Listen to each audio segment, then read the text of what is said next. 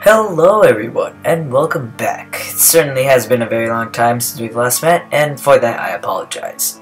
School has been keeping me busy, and so has Smash and Omega Ruby, but that's beside the point. Today's video will not be an analysis, but rather a theory video, or, excuse me, a hypothesis video. My good friend Layritz gets very annoyed with us calling these videos theories because it's all based on observation, and that makes it more of a hypothesis. You know what? Enough with the science mumbo jumbo, let's just get to the good stuff. Today's video is going to be on a highly anticipated game of 2015. Pretty sure you can tell what game it is based on the image on screen. Okay, yeah, Rainbow Curse is good, but not what I call too hype. Alright, I'll give you that. Star Fox is pretty awesome, but it's not going to be that. Oh yeah, Zelda I forgot about that. That's anticipated, but oh, come on, I like Splatoon too, but it's Xenoblade Chronicles X. There, happy? Ooh, I'm sorry, there are just so many games coming out in 2015 that many people seem to just forget about Xenoblade Chronicles X. And there's so many games just coming out that my wallet can't handle it. I'll be like huge debt, even deeper than Mariana's Trench. For my non-science people out there, Mariana's Trench is the deepest trench in the world. Technically it's filled with water and my wallet would be like empty, but screw it. I'm just trying way too hard to be funny at this point. So yes, among many epic games set for 2015, Xenoblade Chronicles X is among one of them.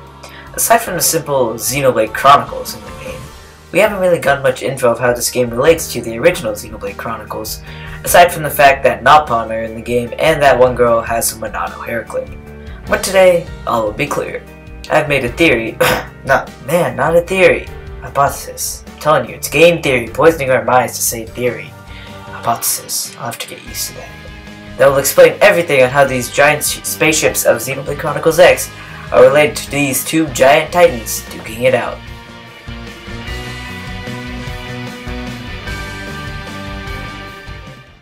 Warning, the following video will contain massive spoilers for the game Xenoblade Chronicles, which is the best game of all time. If you haven't played the game or don't want to be spoiled, which I advise you do, I'm afraid this video may not be right for you and we are not liable, batteries not included. So from aliens attacking Earth, to robots fighting humans on two giant titans, how on earth... Wow, that was a horrible pun, and I swear that wasn't even intentional either. Are these two games related? The latest copy of Famitsu recently had over 10 pages of info on this game, and one of the tidbits we got was that this game is not a sequel. Well, if it's not the sequel, it can only be one other thing, can it? I guess I have no choice but to drop the bomb. Xenoblade Chronicles X is a prequel to Xenoblade Chronicles. Wait! Don't close the video quite yet. Just hear me out first. Turns out the majority of the evidence comes from the ending of the first game. Again, this game will feature heavy spoilers of Xenoblade Chronicles, so you have been warned, in case you didn't see the one at the beginning. For those willing to be spoiled, I'll give a brief summary of the game real quick. So one day, the Bionis and the Mechonis, two giant titans, rode out of a giant sea and started fighting. Eventually they stopped, from where the Mechon and the Homs, the people who lived on the respective titans, continued fighting for them. Legendary sword known as the Monado had the ability to easily take down Mechon, unlike most Homs weapons. After the Mechon attack at Colony 9, Shulk's home, where a large Mechon immune to the Monado comes and kills many people, including Fiora, Shulk's girlfriend, Shulk sets out on a mission to avenge her. Also during the attack, Dunban, the former wielder of the Monado, loses control of it, and Shulk acquires it, and has the new ability to have visions. Many of you probably know that from Smash Bros. They eventually make it to the top of the Bionis, where, after making many more friends, the party finds out that the Mechon with faces are being piloted by Homs. The blood of the Homs is integrated into the Mechon, making the Monado useless, as it will not harm those born from Bionis. However, Zanza, a mysterious giant, transforms the Monado to allow it to hurt Homs. They eventually find out that Fiora was piloting a Mechon as well, and eventually free her and make it to the top of the Mechonis to confront Egil, the proposed leader of the Mechonis. Shulk attempts to reason with Egil, but is shot down by a disciple of Zanza, who reveals himself to be the god of the Bionis. He reveals that his whole plan was to possess Shulk so that he could destroy the Mechonis, but Mainith, the goddess of the Mechonis, tries to stop him, at which point Zanza reactivates the Bionis and destroys the Mechonis.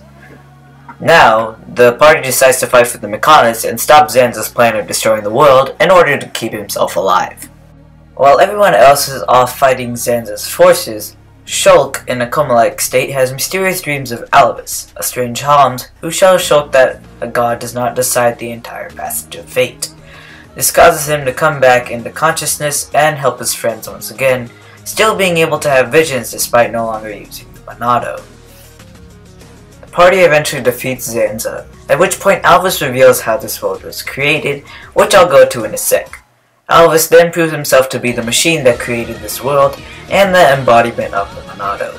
As its new god, Shulk is asked what he wishes to do with the world now, at which he replies by wishing for a world without gods, and the world is restored to its former glory.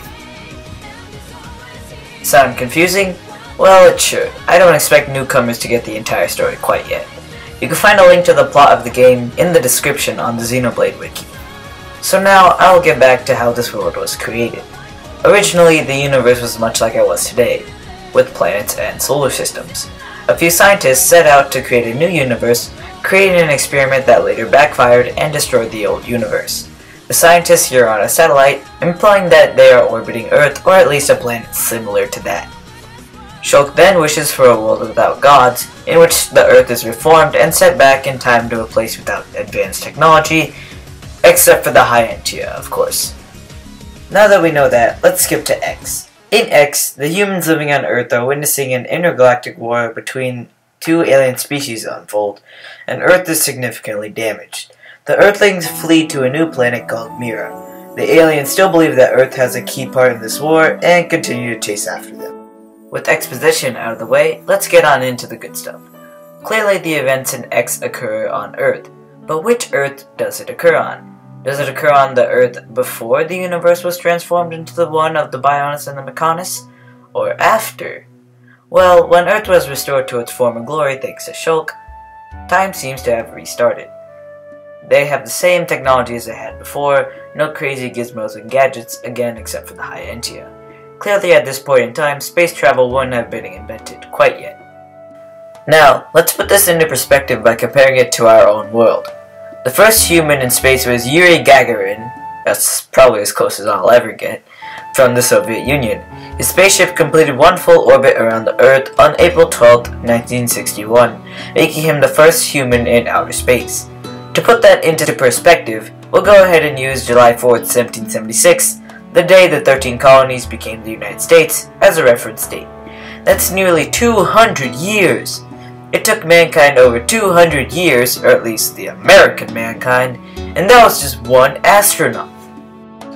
Now, knowing the High Entia, they would probably make the journey into space a lot quicker, maybe in half a decade or so with their amazing technology, but here's the thing.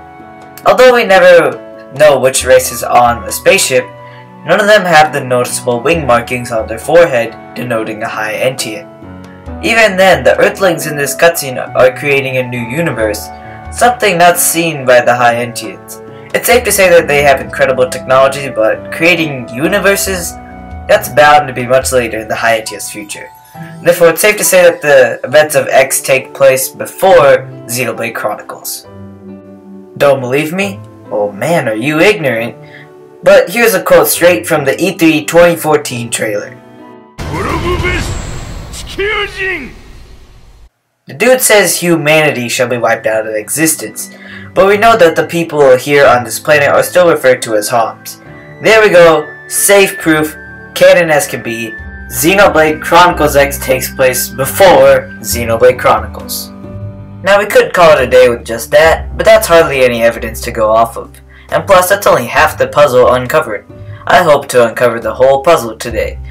So let's dig a bit deeper. The space travel in X is much more advanced than what we have right now, so it could be said that the game takes place far in the future in terms of the real world, which it does because it's set place in 2054, but still before Xenoblade Chronicles. So if this game took place before Xenoblade Chronicles, why did Claus, Zanza before he became a god, decide to make a new universe in the first place? It could be that he just decided to do so, like that one dude who randomly put Mentos into Diet Coke. Even Elvis implies that it was Claus's curiosity that destroyed the universe. However, it is still highly unlikely that they would have made a universe with little reason. Except, there might be a reason. Witness to intergalactic war, or devastated. Yep, I'm sure it's safe to say that the humans on Earth are in dire straits. So dire that they had to leave their home planet of Earth. However, Elvis tends to imply in this scene where he shows Claus make a new universe that this planet is Earth, or at least has a lot of water. But the thing is, that might not be Earth at all. It might actually be Mira, the planet the Earthlings fled to. Think about it. The people of Earth fled to Mira so that they could hide from the aliens. They must have known that they could not evade them forever, and had to come up with a plan. But before I get into my prediction of the plan, let me explain how similar Earth is to Mira. First of all, it must have a similar atmospheric pressure, and have a suitable amount of oxygen, considering the people in the scene are clearly not wearing any spacesuits. It's also implied that it has a fair amount of water on it, considering we see it water many times, whether frozen, or in oceans, or as steam, or even in clouds. Only its creatures look, well, let's say they're a lot different from what we see on Earth. Even then, it's safe to say from outer space at least, Mira would appear very similar to Earth. But then again, what caused the scientists to create a new universe? Well, here's where the facts sort of die out and the predictions start. So, Earthlings are running away from the aliens. Earth's officials must have noticed that they have little time left, and set a group of scientists on fixing the problem. How? With time travel, of course. I'm sure many of you are familiar with the Multiverse Theory. If not, I'll go over it once more. This theory states that a multiple universe exists for every course of action taken. This is the basis for many fan theories out there, and even exists in various video games and movies, like The Legend of Zelda Timeline and in X-Men Days of Future Past. Here's my prediction. What if the scientists weren't tasked with creating a new universe after all? They were tasked with going back in time and doing what they could to prevent the aliens from ever breaking out into war. This creates multiple universes, one where the humans avoid contact with the aliens and become victims of the war, and one where the humans attempt to avoid the war altogether by means of diplomacy or something. Although at the E3 trailer, it is implied that the Earthlings did try diplomacy, but it didn't work. But we don't know which two species the man is talking about here for sure. So yeah, a time machine to prevent this war from ever happening. But what caused the time machine to backfire and create two giant titans? Well, I believe it was the work of one man, Claus. I believe that Claus was hired to the team of scientists, but the Earthlings didn't know Claus that well, just that he was a renowned scientist. He therefore tried creating a better plan, as seen in this cutscene, where Claus attempts to start an experiment, but the lady, who later turns out to be Mayneth, tries stopping him. It was his ego as a scientist that led him to believe that he could create a new universe similar to the pre-existing one without time travel, or at least something similar. It was his ego as a renowned scientist that brought the downfall of the universe as we know it. But that's aside the point. The point is that these scientists tried going back in time to create an alternate universe to avoid conflict with these aliens. The only reason I put it was Claus's fault is because Elvis did say it was Claus's quote-quote curiosity that did bring the downfall of the world. So there you have it, folks. Xenoblade Chronicles X is a prequel to Xenoblade Chronicles. I proved it with technology, multiple universes, you name it. In case you didn't fully get it, here's a quick recap. The citizens of Earth have two alien species about to start war near their planet, but do nothing about it, hoping to avoid the war. This turns to their downfall, and the Earth later during the war is devastated. The Earthlings flee to Mira with they hope to avoid further conflict with the aliens. The aliens get the wrong impression and continue to hunt them down. The remaining officials of Earth realize that something must be done, and set a group of scientists on going back in time and creating a new universe where the war is avoided. However, one scientist, out of curiosity, changed the program and it ended up backfiring, creating the world of the Bionis and the Mechonis. Alright, I don't mean to toot my own horn, but man, that's one hell of a theory for sure. Ask anyone you know, from your Nopon to your neighbor, or maybe your Nopon neighbor, for all I know. Even ask my boy Tatsu. No. Wait, could it be Tatsu? Tatsu disproves this whole theory. Nopon are beings created by Zanza himself, by the Bionis. How can the Nopon exist even on Mira without Zanza creating them first? Here I was, underestimating the power of the Nopon, and one of them just destroyed my whole theory. What does that mean? Could the planet created by Shulk actually be planet Mira? Oh. Well, fuck you, Famitsu. But for now, I guess all we can do is sit here and wait. But hey, it's just a theory. Okay! Wait, that's the wrong channel. Anyways, thank you guys so much for watching. Honestly, this is probably one of my best videos yet. Considering I made less than 50, that's not really much of an accomplishment. But I have been thinking about making a video on this for quite a while. I was so excited to share this to my good friend GoldenTriforce until I realized that Tatsu is in it and he disproved my whole theory. I can't believe I missed that. I freaking hate every knock. With that out of the way, please make sure to like if you enjoyed the video. I'll be continuing to post Xenoblade Chronicles X info on this channel, so if you want to get updates on when I upload my videos, be sure to subscribe. Also be sure to check out GoldenTriforce's channel in the description or by clicking the annotation on screen. If you have a theory, prediction of your own, please make sure to comment down below. I'd love to hear what you guys can think of. Until we get more Xenoblade X info, this is Aeroblade777 signing off.